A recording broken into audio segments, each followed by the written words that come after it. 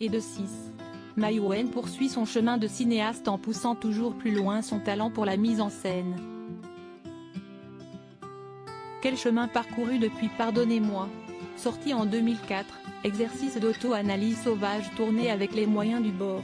Aux antipodes, Jeanne Dubarry, s'y littéralement Versailles, l'actrice-réalisatrice ayant pu tourner sur les lieux mêmes où s'y déroule l'histoire de son film, après un travail de préparation monstre qui l'a conduite à dormir aux abords du château, à passer des journées entières sous ses ordres tandis qu'elle écrivait, pour s'imprégner du cadre dans lequel évolua sa Dubarry, la favorite de Louis XV. Explication. Gala, la Dubarry, devenue comtesse, était issue d'un milieu populaire. Comme vous, Maïwenn, je viens d'une famille pauvre, mais de parents plutôt intello, très de gauche, avec une vision de la culture très pointue, que je ne partageais pas. Je me suis créé la mienne contre la leur, quand on m'a indiqué de voir tel truc, moi j'allais voir les bronzés font du ski. J'étais plus proche des goûts de mes grands-parents. Eux, ils aimaient Belmondo, Montand, Signoret, le cinéma du dimanche soir. Ce qui n'intéressait pas du tout ma mère, par ailleurs très cinéphile. Gala, enfant, votre Dubarry s'ouvre au monde et grâce au livre, comme on le voit dans le film. Oui. Elle sent que la culture est un moyen de s'élever.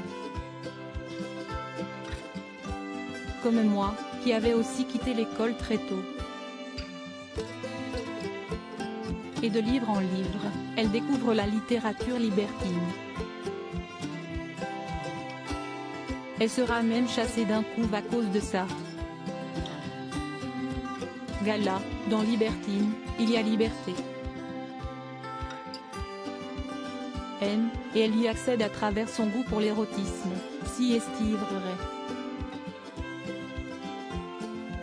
Elle cherche la place qu'elle estime méritée dans cette société-là en devenant une courtisane. Elle n'était pas la seule, mais ceux, à la cour, qui n'acceptent pas qu'une roturière ait droit à tant d'égards, l'enferment dans l'image de la putain du roi. Gala, entrée en cinéma très jeune, vous avez déclaré avoir ressenti aussi ce sentiment de rejet. Oui, jusqu'à réaliser mes premiers films et être accepté dans cet autre Versailles qu'ouest le monde du cinéma. J'ai commencé à ce moment à me sentir légitime. Jeanne aussi aspirait à l'être. C'était une femme honnête. Gala, votre portrait d'elle est en tout cas bienveillant. Un peu trop pour certains. À mesure que j'écrivais, je donnais à lire autour de moi et les retours étaient souvent les mêmes. Si est une sainte, on en oublie que c'était une femme vénale, etc. Pareil lorsqu'on a commencé le montage. Pourtant, je n'avais fait que me baser sur les faits rapportés dans la documentation historique. Du coup, j'ai relevé des scènes où s'exprimait encore plus sa bonté envers les enfants, les religieuses qu'elle gratifiait, les soins qu'elle prodiguait à son beau-fils.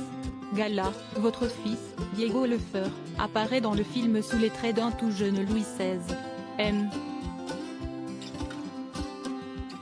Dès l'écriture, il y a 6 ans, je pensais à lui, mais le temps passant, j'ai craint qu'il ne grandisse trop vite. Gala, voyez-vous Diego devenir acteur? Je ne crois pas, il ne pense qu'à au tennis. Mais, j'étais sûr qu'il allait amener son tempérament un peu froid, sec, en décalage avec l'excitation de la cour. Compte tenu de tout ce que j'avais lu sur Louis XVI, je voulais qu'on voie autrement ce roi, qui plus tard, paiera de sa vie la révolution à venir. J'ai en effet un personnage humain qui n'apprécie pas nécessairement les codes qui régissent la cour ni le traitement réservé à Jeanne.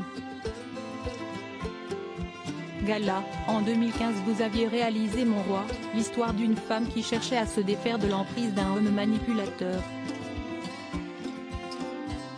l'inverse, Jeanne du Barry est le portrait d'une femme à qui un vrai roi, cette fois, permet de s'épanouir. Oui, une femme qui gagne cette liberté à travers l'amour véritable et sincère qu'ils se portent mutuellement.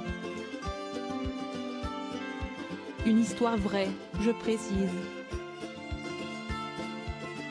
Gala, Johnny Depp dit avoir vu très vite en vous une âme sœur.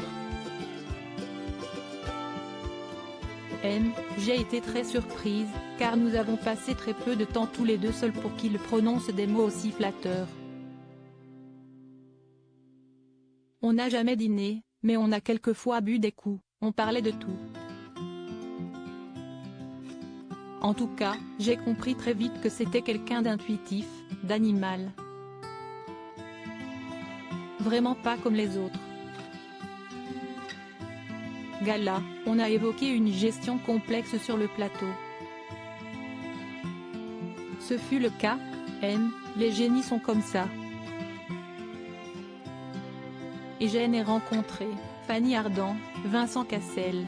Ce n'est pas tous les jours facile, on ne va pas se mentir. Mais ce qu'ils délivrent devant une caméra est une bénédiction pour un réalisateur. Ils ne connaissent pas la peur et c'est ce qui produit leur charisme. Un acteur qui a peur, ça se voit tout de suite. Tout peut sonner faux. Avec Johnny Depp, il n'y avait pas une seule scène à jeter. Il suivait mes indications puis m'offrait toujours une autre option. Je n'avais qu'à choisir.